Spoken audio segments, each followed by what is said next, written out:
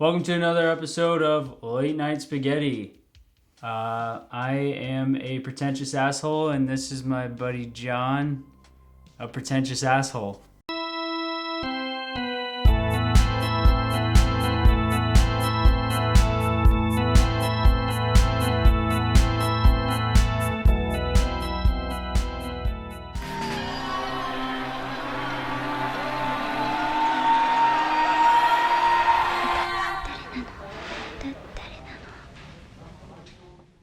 I'm a little hungry for some spaghetti. I don't know about you. You like spaghetti, my guy? Oh, shit. Yeah, Perfect Blue. This is one of my favorite movies of all time. This is one of my favorite movies of all time. Probably my second favorite anime movie of all time. This is our first anime that we've ever done. Yeah. We're showing our true colors.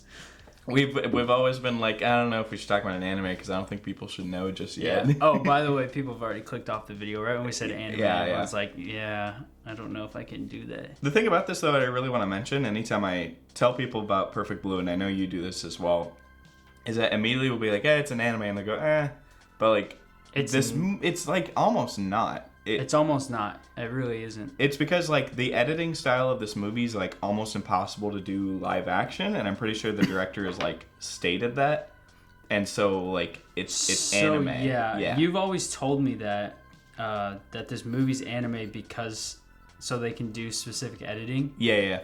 But I was reading a bunch of stuff in preparation for this, and I saw that they like a lot of people dropped out. They planned on doing live action. Really? Like, they actually planned on it. And a bunch of people dropped out, so they're like, we'll just do anime. That's pretty interesting. I can't see this movie live action because anytime... No, it wouldn't work scene, at all. Yeah, no, any scene in this movie is just, like, crazy. There's so much crazy, like, VFX Well, you stuff. wouldn't be able to do it without CGI. Yeah, no, that'd be crazy. And this would be a disappointing movie with CGI. Yeah, and then, you have so many, like, cool sequences, like...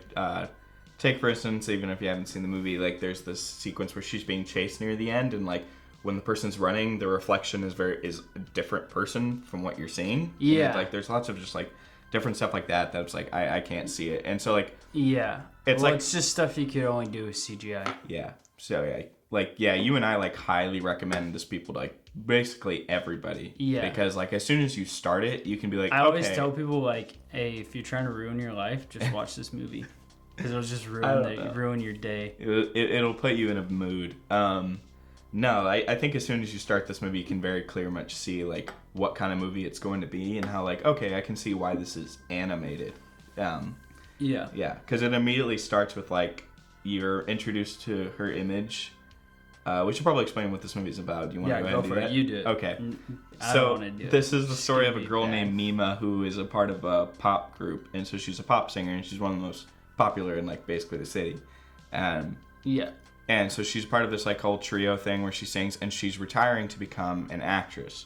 And so it's mainly, it sounds kind of boring, but it's about her transition from doing that into acting, and then the lines become blurred on whether like of who she really is. Yeah, she's struggling to find who she really is, and while at the same time her conscious, I guess, or her subconscious it's her becomes past like self. in like a physical form, and she can see herself as a pop idol. Yes, and so she's like haunted by the image of herself as a pop idol, and how people are like they ingrain that image of her in their head. And as a pop idol, she's this innocent, perfect girl that everyone imagines like they want to be with. Yeah. But then when she's being an actress and she's having to do something a little more serious, she's trying to kill that image. So it leads to like she agrees to do a rape scene, because she thinks it'll basically kill that old image, and that just spirals a lot of stuff in her character, which is all so interesting. There's also like a stalker. Yeah, there's the stalker character, which has been very much very influential. They and again the movie does like such a great job of like everything. This movie's amazing. Yeah, I'm just gonna go out on a limb here. I think this movie's a masterpiece, and okay. And I forgot what else I was gonna say. You want to start over? No, go ahead. No, this movie is I a think this is masterpiece. one of the smartest movies ever made. It is. There's so much where like There's so much. there's so much. There's so much. There's so much, like, just specific detail of everything.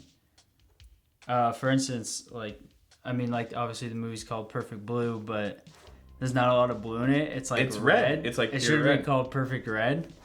But and I was looking at this thing, and I haven't caught it because I didn't watch the movie in preparation for this. I watched it again like a month or so ago. Yeah, I don't know watched how this a few recent. months ago. Yeah. Yeah, I saw it at the Frida. They were playing it in theaters. But like the color blue, like there's like I mean, we can just speak spoilers, I guess. It doesn't matter. Yeah, spoilers. Like Yeah, spoilers for this whole thing. But watch the for movie. this whole thing. I can promise no matter how much you hate anime, you'll like this movie. Like, Yeah. It's sick. But like the very ending, after she essentially defeats her conscience, I guess, after she gets over her conscience and defeats that, when she walks out of the hospital, the clouds open up, and it's like the only time in the whole movie where the sky's just truly all blue. Right. I don't know. Have you ever noticed that? I haven't. I haven't noticed that, but I was is- just like, I was reading up on it, and I was like, oh.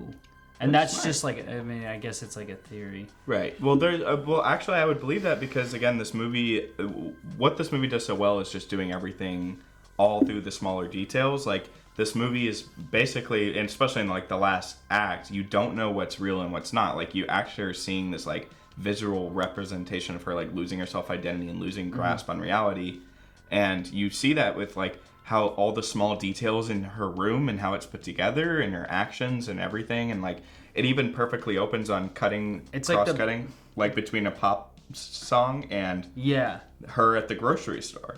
It's just like those little things of like, Yeah. Well, it's like There's her it's image. showing her as like she's like this very famous icon to everybody, but she's also just like a person. right. And there's just like her image that she has to display to the public, and then there's who she really is. And when she's crossed between her image, she starts to lose grasp of like everything. And so the details of her room, you know, Mima's room is like a very clear like theme, and they use it often through the movie, and especially at the end. That's what like confuses everything for her, and it's actually incredible. The production design in this movie is there. The drawings. The drawings is incredible. Like her room is so detailed, and there's stuffed animals everywhere. There's literally a part where she's in her bathroom, and there's just clothes hanging everywhere. You see all the soap bottles on, like just insane detail. And the poster that she tears down, it's like comes back later, is like those small changes like mean so much. And she comes into her room and like, you know, like her fish are dead and stuff. Yeah. It's like that's. Have you ever noticed that there's like a poster on her wall that's completely red and it has fishes on it? No, I didn't. Sketch, bro. That's sketch, bro. Yeah, and then of course like the stalker character like adds so much like that whole thing is just like incredible. And like how he's also seeing the pop image of her. That's the image that he has for her, and so when she's moving on being an actress, it's literally like the person that Mima is becoming is not. It's like it's like fake to him, and so he even says like you're not Mima, you're a fake, you're an imposter, and it's like it just gets so crazy, and it starts to confuse you. It's an interesting movie because it's so much more relevant now with social media. And like Facebook and Instagram, and like I guess back then, I mean, you didn't really have big internet stuff. It's the birth of the internet. She even sets it up in her house. Yeah. It's a very clear like. It is. thing. It's the starting of the internet, but it's like this whole thing of like everybody has an image of who she is, which is Mima, the pop idol. Yeah. And it's like that's the whole thing of her becoming an actress is like that's not what everybody wants and that's not what everybody sees. And that's why she's kind of fighting with herself, because It's like it's like an example for like Instagram. It's like people are posting like, you know, like everything they want people to see, and it's like that's people's view of them, of that person, or like of you or whatever. And so it's just like, it's very much heavy themes of like, I guess idolism. Is that a word? It's heavy themes of like idolism in your image, and like, you know, how provoking your image to other people affects your image of yourself, and you know, it's like it really does like a good job of like making you feel everything that she's feeling. That's again why by the end you're just like, okay, like, was that a dream? Was that not? Like, what happened? And I remember the first time I showed it to you, there's the scene where like she fights the stalker, and then all of a sudden a bunch of lights shine and she's in front of an audience and they're all cheering, and it just cuts and it's like she's back in the hallway, and he literally looked at me and was like, dude, I can't anymore. And it was really funny. No, it's funny because you saw this movie, you kept telling me like, you gotta watch Perfect Blue. Yeah. So it's funny that we're finally making a late night spaghetti of a movie that I didn't see, that I watched. Oh yeah, this is a movie that I showed. This is like the first one. Yeah. Well, I guess did we see Suspiria together? We did, didn't we? Yeah, well, you were always telling me about that, and then I was always wanting to see it. Yeah. So. And then we saw it in theaters. But yeah, so we watched this just sitting on my couch, and there's a segment in the movie where you can't distinguish. You're I guess living with her in the sense of like, she can't distinguish what's real or not, and when you're watching it, you can't distinguish what's real or not. It's a gradual build. And it cuts between too. Like, you don't know if she's dreaming, and she's acting in this show. And this is where I just like, gonna be honest, I like teared up a little. I kind of cried because my brain was just so messed up. This is where this movie becomes a masterpiece, because it integrates the actual show that she's filming into what's going on. Yeah, so she's filming this like, it's just kind of like a Law and Order, or like just like those basic like detective shows, I guess. And she's just like a very small character in it. It has like one speaking line. What does she say?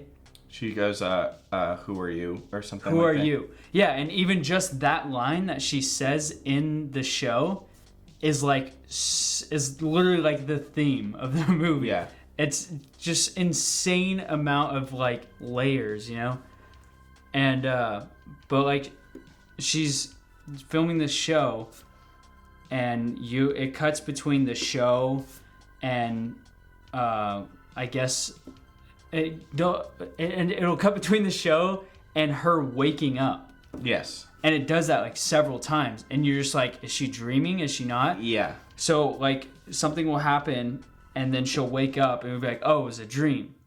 And then another thing will happen, and she'll wake up like almost exactly the same. Or she'll wake up and like, but really she's on set again, and she just was like, someone was like, Mima, are you paying attention? And it's like, it keeps doing things like that are just so like impossible. It gets so insane to where she's being interrogated by the two lead actors of the show. She's being interrogated, and they're like, she has like schizophrenia, and she's seeing like a double. Oh yeah. She and they describe exactly what Mima is going through, exactly in real life what Mima is going through. She thinks she's a pop star that's like becoming an actress. That entire thing. They're like, yeah, she thinks she's like, she wants to be an actress, but she's a pop star or whatever. And you're just like, what the heck? And then all of a sudden it goes, cut. That was perfect. Yeah. And it's just like, what the fuck? Yeah, that like, especially like if you. I remember the last time I watched it, I was kind of paying attention to what the plot of the Law and Order show that she's filming is about, and yeah, it rhymes the movie perfectly, and it... 私、もう自分のことがわからない。ねえ、1秒前の自分と今の自分がどうして同じ人間だってわかると思う？え？ただ記憶の連続性、それだけを頼りに私たちは一貫した自己同一性という幻想を作り上げている。先生、私怖いんです。私の知らないところでもう一人の私が勝手に。大丈夫。幻想が実体化するなんてありえないもの。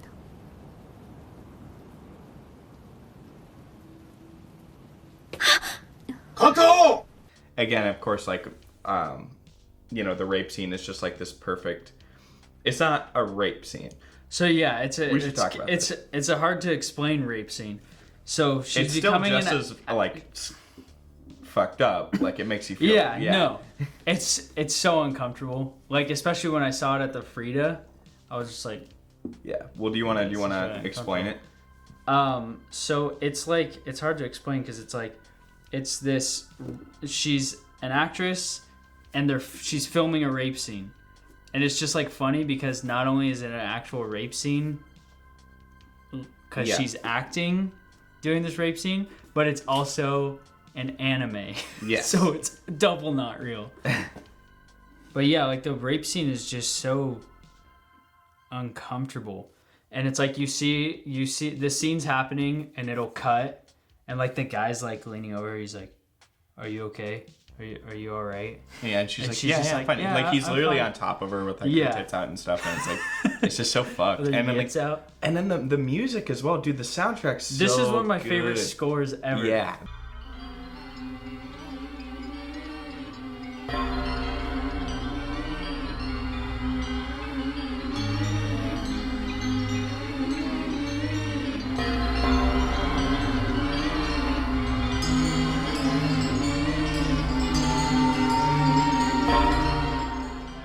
The score is amazing, especially for that scene. And that basically the camera is just like it just they're acting. They're doing it. They're literally just filming a rape scene on the show, so they're acting fake. But the way it's done is like, and also because it's about her literally like her innocent image disappearing, it just gives you this weird sensation, and it's like really intense of that she's actually being raped, and the camera's like spinning around like. And the lights are going crazy, and the music's like all like choral. And if she sees the stalker like seeing that, and like everyone that like knew Mima as a pop star is like what's her one girl's name? Her like agent. Yeah. Rumi. Rumi. Yeah. Rumi. Like she's like crying, and it's like yeah, which comes into play later. It's like just that scene's really lit very well. It's all just like. This like hue of red. It's not like super red. It's not like our video right now. Yeah. Oh, by the way, we lit this video to be an homage to Perfect Blue. An homage to Blade Runner. A homage. Yeah. No, it's amazing. So yeah, lots of red in this movie. Like, and it also has to do with anytime like something happens, like it's gradual. Everything in this movie is gradual. Like it starts off, it doesn't even start off slow. It's moving constantly, but the more like trippy it starts to get, the more red it starts to become. Well, yeah, because it's the like, red represents literally like her losing herself. The whole movie, she's trying to pull herself away from the pop star. Yeah. And go into acting. The whole time she's trying to get rid of that conscious. Yeah. And so like when she sees something and so really, like, when like she's really struggling with it, you'll see like lots of red. Yeah, and you see that shot of like it's just her profile face and it's just all red. It's like the most like this red bathroom. It's is that the first time that she sees? No, I think the first time she sees it is like in her room. I'm literally thinking of the music right now. Chills. Yeah. No, there's like multiple times, but she sees it a lot, and when you rewatch the movie, it even starts to still trip you out. It's like the movie also doesn't give you answers. It still kind of makes you go back and like you're almost like traumatized from it. Like, okay, well, like what was exactly like real? But it wasn't doing it in like a cop out way. Like, oh, we can just do whatever we want. It was doing it like when you find out. So the twist of the movie is that Rumi is the conscious that was like kind of haunting her. But at the same time, it also is her conscious. It also is her conscious, but you also see her doing it. And there's like the scene and where... like, yeah, go ahead. There's the scene where Mima's band goes on to continue performing music. But then like you see the band go out to play and they're like... Yeah. And then all of a sudden Mima comes out, like the consciousness comes out and performs with them. Yeah. And the other band members see it. And you're like, oh, that's Rumi. Like, yeah, they're all reacting to it. Yeah. Like, what the heck? And you can tell later on, like when you look back at the movie. Yeah, you don't know that. You're just like, this is weird. Mm-hmm. And Rumi's then actually figure it the out. one that's obsessed with Mima, and so she comes out at the end of the movie, and she literally modeled her own room off of Mima's room.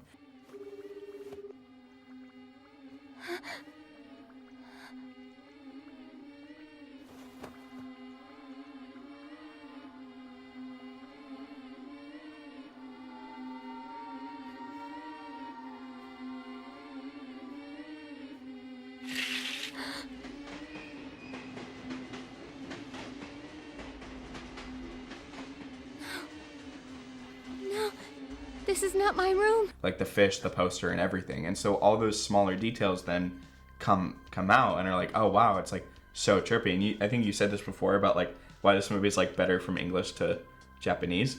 Yeah, so I mean, it's a big debate whether We can talk about it some other time. people like to watch it in Japanese with subtitles.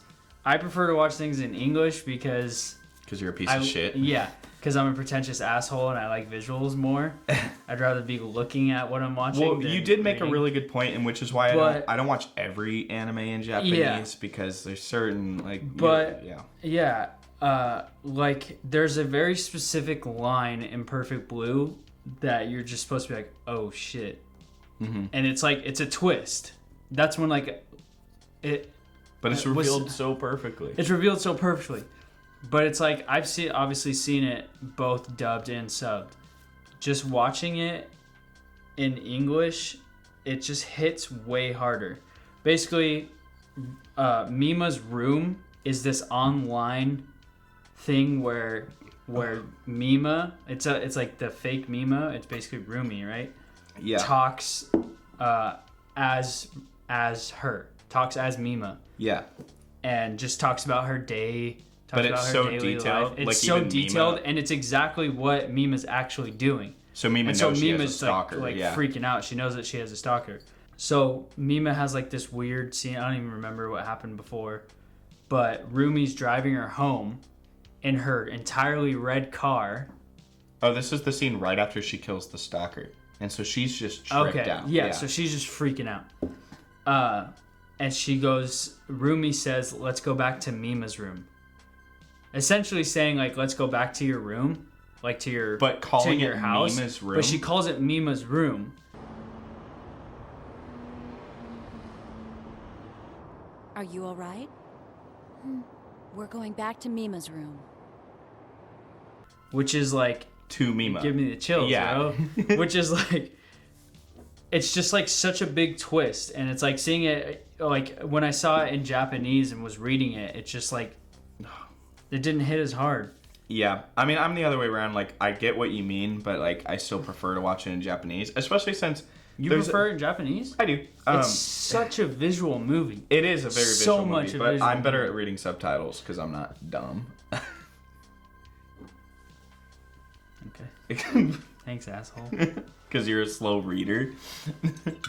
No. I only prefer it in Japanese because it's hard in English. A lot of things that are written down on paper aren't translated. And there's a couple times in Perfect Blue where things are written down and you just don't see them. Like when she gets the facts. We haven't watched this Blu-ray yet. Oh yeah. Huh? So it might just be on the website we watched it on. I mean, yeah. No. I'm sure on this Blu-ray it comes up. With the well, I already said this, but with the Japanese and English debate, I agree with you entirely, and I'm just like, it's hard to watch like with subtitles. Like I'm good at it, but I still was like, you're right. Like there's certain dialects that are just way easier to understand in English. Yeah. So well, it's like, for instance, when she says, "Let's go back to Mima's room," you're hearing it in Japanese, and you're just like reading it. Yeah.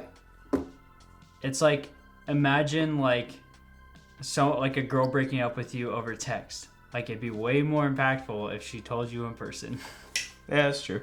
than over text. Yeah, I even was like, I mean, we could just talk about anime for hours, but like with Cowboy Bebop, is like the English dub is like way better because in the English version, I speak English and all those characters have those specific voices that I understand, like they're the dialects. And I tried watching it in Japanese. I watched like 2 episodes in Japanese, and I was like, they just all sound Japanese. I don't know. Like, I Yeah. don't hear the dialects, and so it's like, it doesn't work. Yeah.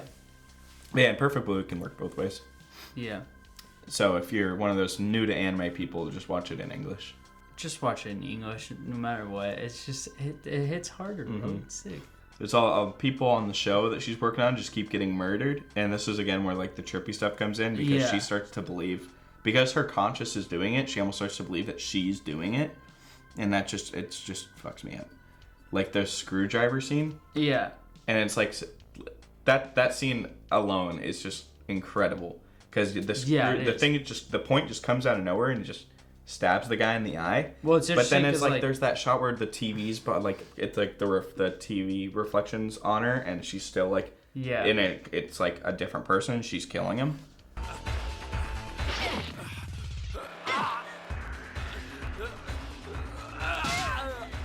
Fuck me. But like for instance, the guy that she kills with the screwdriver is the photographer. Yeah. That was taking like the nude photos of her. And that was like that's the scene of her taking like the nude photos is like a big turning point. Same with like the rape scene. Because her doing the photography is like what changes a lot of other people's just view on her in general. Yeah. Yeah. But like when she kills the photographer, like she stabs his eye or his eyes, and then stabs him in the dick. Yeah. And it's like, oh, okay.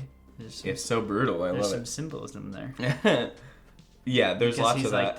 He's like this, I guess, lustful like photographer. Yeah, and then there's of course like the great murder where like you don't even see it. It's just like the guy sees the radio in the elevator and he gets in the elevator, and when the elevator opens up and his eyes are just like gone and he's just bleeding everywhere. Yeah, he pulls into the parking garage and then he hears it's after Mima already left the pop scene and became an actress. You hear her music playing from Cham, which is the name of the group. You hear the music playing, it's just blaring, and he's like, what is that? And then all of a sudden these elevator doors open and the radio's sitting there just like the ground is just completely red.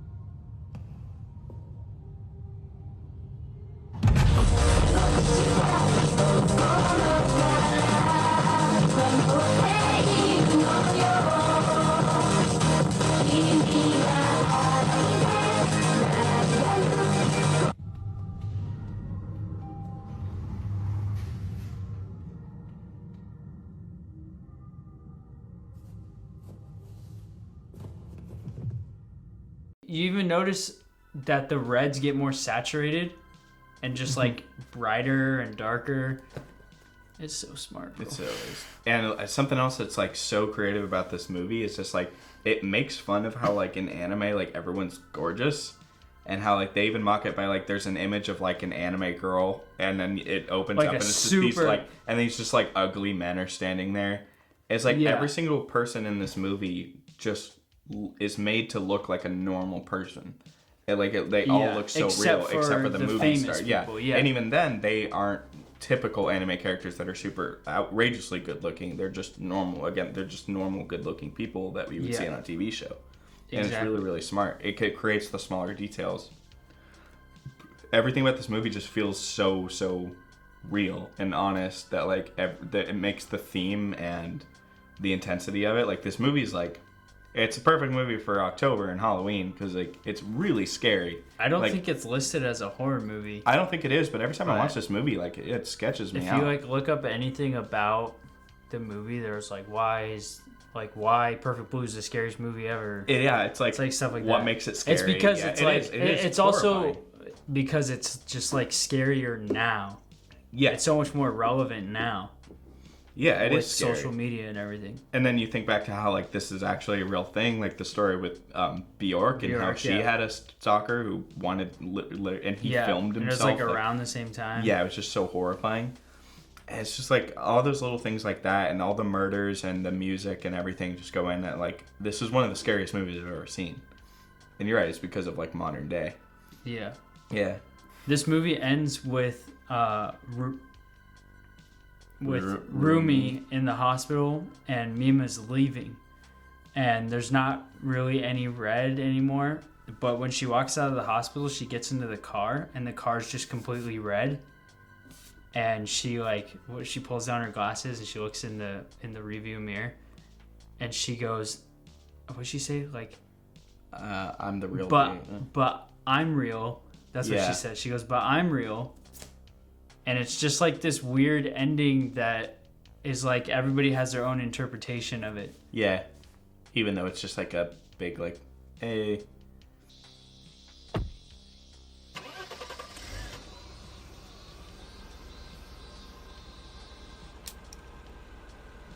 No, I'm the real thing. Yeah. Yeah. It's like I don't know. The best part about the ending is like, of course, the whole climax chase scene. With like the all the blood and like that amazing image where she just like rubs her face with blood. Yeah, and her dress is red. No, all that's so perfect. Yeah. I feel like we could just talk about the red all day. Yeah, the red. So I guess we can stop talking about the red. This is what's interesting about this movie. Just talk about. Like, besides what we like about the movie, just this movie in general. This is one of the most influential movies, like, easily. Like, in my opinion, I'm pretty sure, like, any filmmaker that has seen it has, like, been inspired by it. Yeah. But not a lot of people know about it, which is why it's just so interesting. Like, this movie, like, most anyone that's into anime has never heard of this movie, even though it's, like, a classic. Weird. It is really weird. Like, everyone we know that's into anime is like, what the hell is Perfect Blue? And we're like, really? Yeah. It's even like some of them are like, classic. I think I've heard of that. Yeah. And it's like, this is the best anime. Yeah.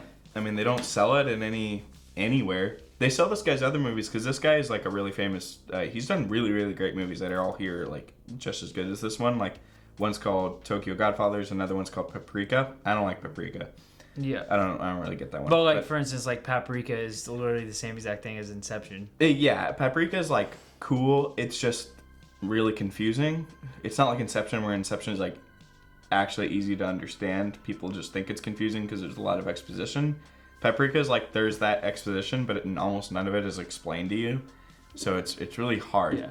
But anytime I'm like at Barnes and Noble and I'm shopping around, or any store where they have the anime section, or any like weird underground indie film store or anywhere, they'll have Paprika or they'll have Tokyo Godfathers or other weird anime films or other just weird obscure films. But like this movie's impossible to find. Yeah. It's like no one knows it exists. Yeah, exactly. It's like $40 and it's weird. They just released this recently. Yeah. This is like a recent thing, and so I remember looking it up and like everything I came across. Like, I guess maybe it was just for like Blu-ray. Yeah. It was like $100. Yeah, it's really weird. And it is weird. I think there's been like a little bit of a resurgence in this guy's work because like he did pass away like fairly recently, and so I know that's like why a lot of his movies came back into like the public eye and like why people are making more videos about his stuff. So that could be part of it, is maybe why they like push the Blu-ray. I recommend this movie to like anybody, but everyone I asked has never heard of it, even though it's. I get like to bring up like it's so influenced almost everything people watch. Like every Darren Aronofsky movie is just this movie. Like he bought the right. Didn't he he bought the rights? Yeah, for this movie? Darren Aronofsky literally owns this movie. He bought the rights to the movie so he can put 2 specific shots. Yeah. Just 2 shots from in his movie Requiem for a Dream. It's when she's in the bathtub, then it's the overhead shot. It's that overhead shot of her like laying in the water. Everyone and then it's a shot under the water of her screaming. Yeah, and everyone like takes that shot of like, oh, this is from this like Yeah, Requiem for a Dream everyone is so thinks it's smart. from Everyone Requiem for a thinks Dream. that it's like this cool original shot from Requiem for a Well, Dream. Like, no, whenever- it's literally copied from Perfect Blue. Whenever I tell somebody like to watch Perfect Blue, I go, "Have you seen Requiem for a Dream?" They go, "Yeah," and I'm just go, "You know that shot? You know those two Yeah. shots?" They go, "Oh yeah." And I go, "That's directly pulled from that movie." Darren Aronofsky, the guy who made that movie, loves that movie so much that he bought it and he now owns it. So go watch this movie. Yeah, exactly. But also, Darren Aronofsky made Mother, and So I hate I Mother. started Black Swan, and Black Swan is not as good as this movie. Black Swan is good, like really, really good. Yeah. I actually would say it's great from what I've seen. But and it's very, very different from this movie, but there's definitely obvious influence from it. Like the way almost like he films all of his movies. isn't the main character's name Nina? Yeah, Nina. Nina? I totally didn't catch that. Yeah.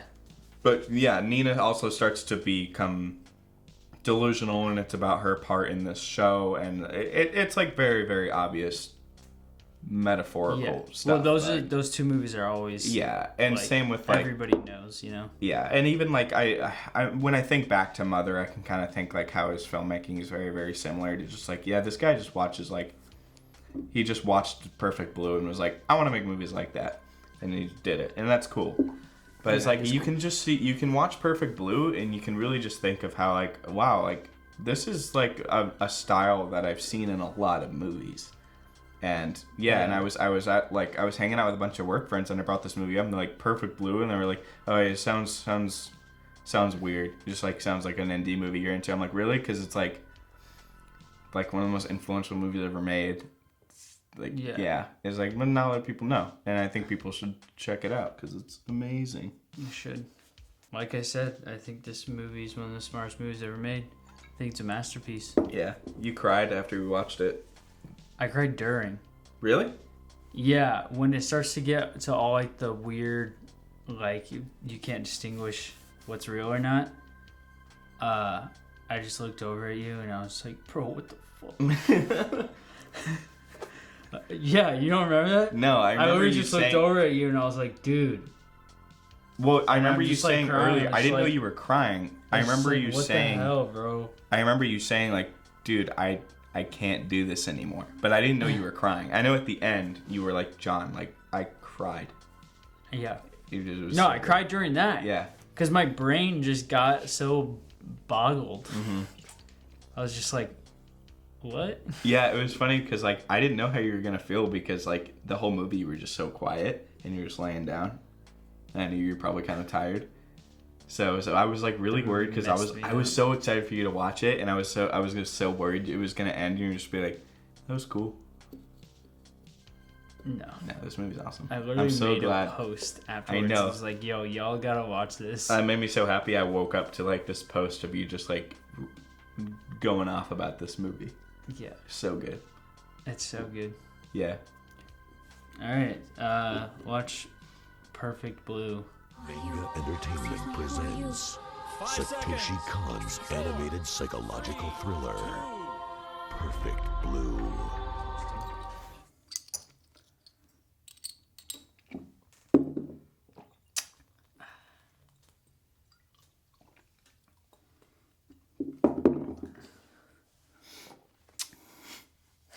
Yeah, dude. Fuck Mother.